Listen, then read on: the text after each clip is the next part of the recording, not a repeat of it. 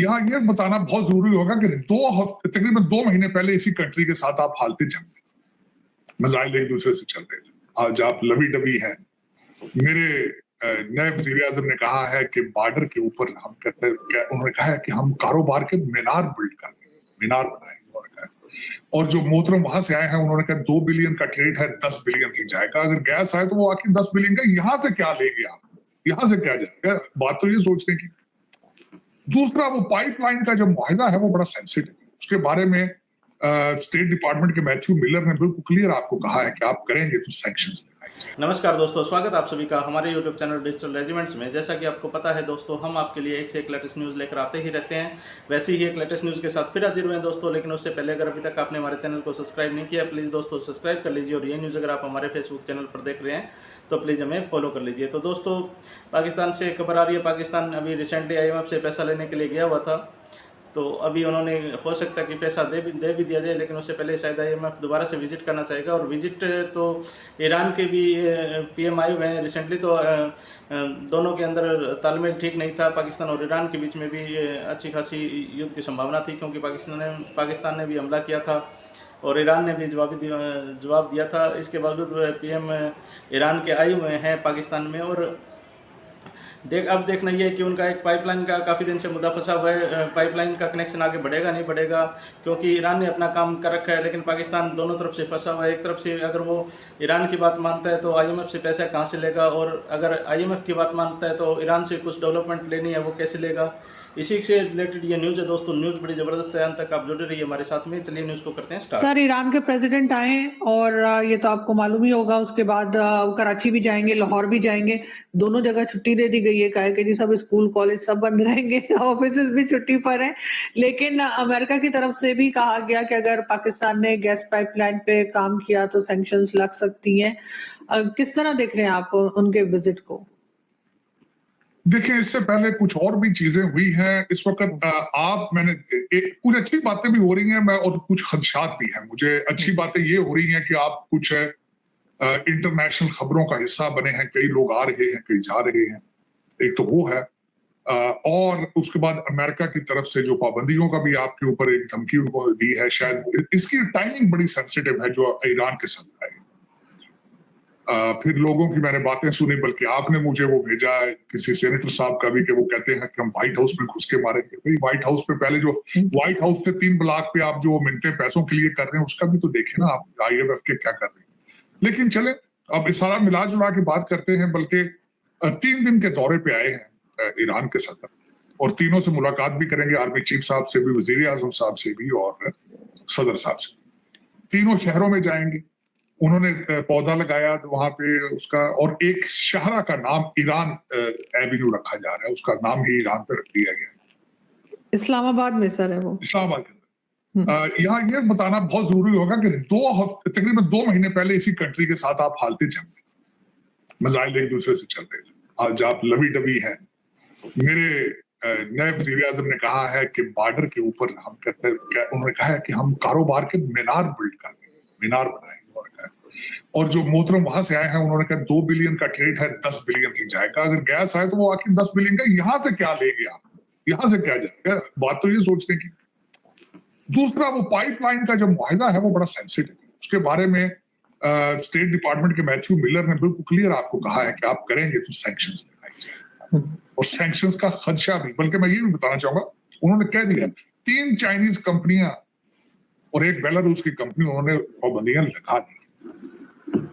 उनके एहसासे मुंजमद कर लिए गए हैं, क्योंकि वो आपको ब्लास्टिक मिसाइल है उसके हवाले से वो उनको खदशात हैं कि वो अब डेवलप कर रहे हैं। 3 चाइना की कंपनियां हैं, और ये पाबंदियां पहली दफा नहीं है, पहले 2021 में भी लग चुकी हैं।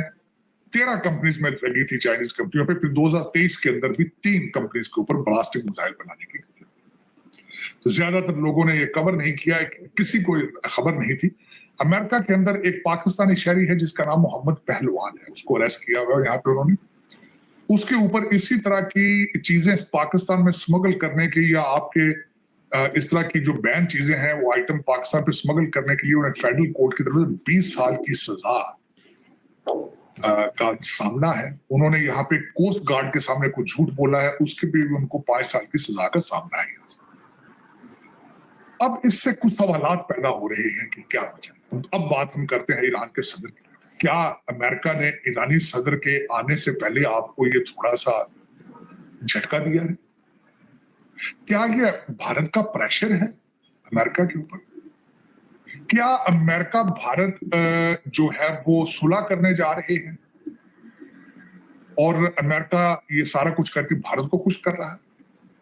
अगला सवाल ये है कि क्या अमेरिका या दूसरी दुनिया आप पे एतमाद नहीं करती क्योंकि आपके ट्रैक रिकॉर्ड मौजूद है कि आपके हाथ को बटेरा आ जाता है, कोई टेक्नोलॉजी आ जाती है तो आप फौरन ईरान और नॉर्थ कोरिया को भेज देते हैं। क्या आप अभी उसी पॉइंट पे खड़े हैं? ये सवालात हैं सर। इन सवालात के जवाब ढूंढने होंगे, देखना होगा क्या होगा। इस वक्त सेंसिटिव जो मैंने आपको बताया, पाकिस्तान से कुछ अच्छी खबरें भी आ रही हैं। वो अच्छी खबरें ये हैं, एक तो ईरानी सदर आए, उन्होंने कही 10 बिलियन की ट्रेड करेंगे और वो उसके पीछे एक मुआहदा है जो आपने उनके साथ किया था कि हम आपस में पाइपलाइन बनाएंगे, बिछाएंगे, और वो पाइपलाइन उन्होंने अपने बॉर्डर तक बना दी है। अगर आपने वो शुरू नहीं की क्योंकि उनके ऊपर सैंक्शंस लग गई थी, आप अगर वो बनाएं तो 8 बिलियन IMF का नहीं मिलेगा, वो नाराज हो जाएंगे, आपके ऊपर भी सैंक्शंस लग सकती हैं। अगर ना बनाए तो $20 बिलियन का जो है वो दावा करेंगे इंटरनेशनल कोर्ट ऑफ जस्टिस के अंदर ईरान। मेरा सवाल ये है, किसी पाकिस्तानी को पता है कि मुआहदा ये किसने किया था ईरान के साथ?